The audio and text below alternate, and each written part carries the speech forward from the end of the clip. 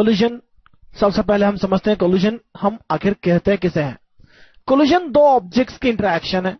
अब दो ऑब्जेक्ट्स अगर हैं तो ऑब्जेक्ट्स का साइज भी हो सकता है, साइज मैटर करता है, और पार्टिकल्स का कोलिजन भी होता है अगर दो छोटे पार्टिकल है। तो सबसे पहले हम समझते हैं ऑब्जेक्ट्स के कोलिजन। ऑब्जेक्ट्स का कोलिजन डायरेक्ट इंटरेक्शन यानी दोनों के बीच कांटेक्ट फोर्सेस भी हो सकते हैं, जैसे फ्रिक्शन फोर्स और नॉर्मल रिएक्शन, फ्रिक्शनल फोर्सेस और नॉर्मल रिएक्शन, या फिर किसी ऑब्जेक्ट का किसी सरफेस के अलोंग ट्रैवल करना, जैसे एक प्लैंक के सरफेस पर एक ब्लॉक का मूव करना on under a friction force. The friction is the interaction here in the block as a plank. Also, if particles are charged, then electrostatic force is the interaction force between them. So collision is the interaction of the objects, that is the application of force on one another. Also, if there is a block and there is a bullet, and bullet pierces into the block and drags into the block, it is also a collision. और suppose एक spring है, object से attach इस तरह से, और दूसरा object उसकी तरफ मोशन कर रहा है, या दोनों एक दूसरे की तरफ मोशन कर रहे हैं, और under the spring force they become in interaction, तो यह भी एक कोलिजन होगा। तो आइए आगे देखते हैं हम। So there are many types of collision there. Let us found how we can classify them and how can we handle them. Collision को हम दो टाइप्स में देख सकते हैं। एक तो head on collision, head on collision या 1D collision, one dimensional collision. One dimension collision बहुत आसान है इसे समझना। किस तरह से होता है यह कोलिजन हम देखते हैं।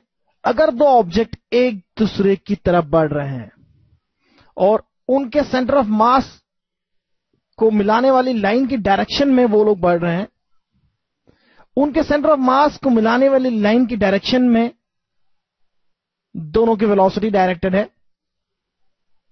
तो यह कोलिजन 1D कोलिजन होगा और हेड ऑन कोलिजन होगा। सेंटर ऑफ मास एक डायरेक्शन में हो, what ever the shape of the object it may be, centre of mass को मिलाने वाली लाइन की डायरेक्शन में उनके वेलोसिटी कंपोनेंट हो, कोलिनियर हो, वेक्टर्स, तो यह one dimension collision head on collision होगा, वॉट एवर द। और अगर पार्टिकल्स की बात करें, ये बड़े ऑब्जेक्ट हैं, और पार्टिकल की केस में क्या होता है, कई क्वेश्चन ऐसा होता है जिनमें पार्टिकल की बात करी गई है। पार्टिकल कोलिजन, तो अगर छोटे छोटे पार्टिकल कोलाइड होते हैं,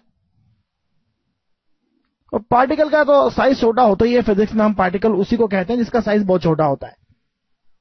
तो पार्टिकल कोलाइड करेंगे तो ऑब्वियसली वो तो पॉइंट ऑब्जेक्ट्स हो गए एक प्रकार से। Particles are basically point objects, तो हेड ऑन कोलिजन होगा ही होगा, क्यों नहीं होगा, one dimensional head on collision होगा।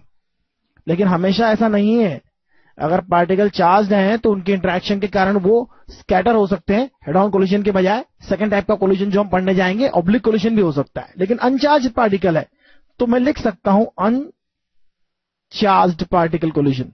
अनचार्ज्ड पार्टिकल कोलिजन अगर है तो वह हेड ऑन कोलिजन होगा, और चार्ज पार्टिकल है तो आप देख सकते हैं इंटरेक्शन उनकी बहुत पहले से स्टार्ट हो जाती है, before they came in contact force के एक्ट होने के पहले ही इलेक्ट्रोस्टैटिक फोर्स एक्ट हो जाते हैं और वो कोलाइड होने के लिए, और इस इंटरेक्शन के कारण वो स्कैटर हो जाते हैं, तो ये ऑब्लिक कोलिजन भी हो सकता है।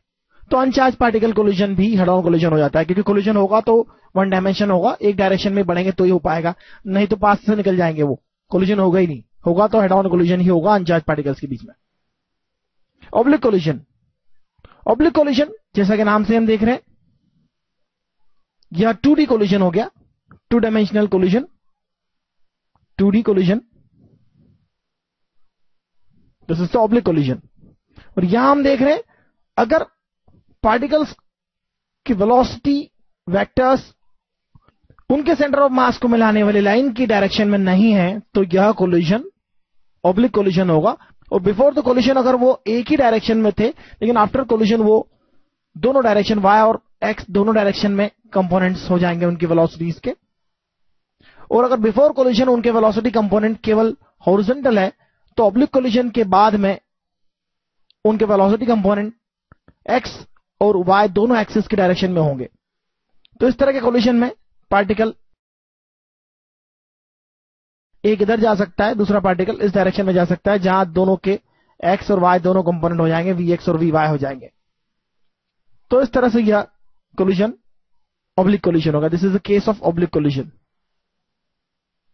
तो बहुत आसान है इसे समझना।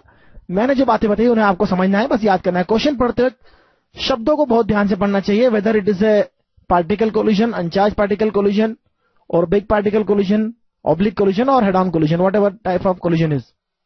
तो हम देखते हैं what is the elastic, inelastic and perfectly inelastic collisions.